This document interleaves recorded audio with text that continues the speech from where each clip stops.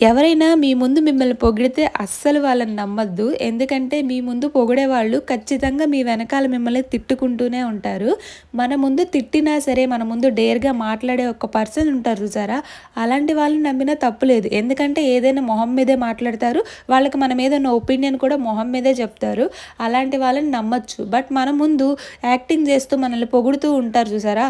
అలాంటి వాళ్ళని మాత్రం 100% నమ్మొద్దండి. ఎందుకంటే మన ముందు ఒక మాట, మన వెనకాల ఒక మాట ఖచ్చితంగా మాట్లాడతారు. అలాంటి వాళ్ళకి ఎంత దూరంగా ఉంటే అంత మంచిది. మీరు నమ్ముతారో లేదో నాకు తెలీదు కానీ నేనైతే 100% ఈ వర్డ్‌ని బిలీవ్ చేస్తాను. ఎవరితో అయినా మనం ఎంతవరకు ఉండాలో అంతవరకే ఉండాలి. అది మనకి చాలా మంచిది ఇప్పుడున్న రోజులు బట్టి.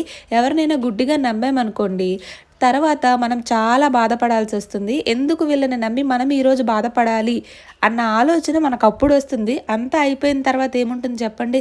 అదే ఏదో సామెత ఉంది కదా! చేతులు కాలాక ఆకులు పట్టుకుంటే ఏం లాభమని. ఇలాంటి సిట్యుయేషన్‌లో ఆ సామెత బాగా గుర్తొస్తుంది. మరి ఇప్పుడైతే మీరైతే వీడియో నచ్చితే లైక్ చేసి సబ్స్క్రైబ్ చేయండి. బాయ్.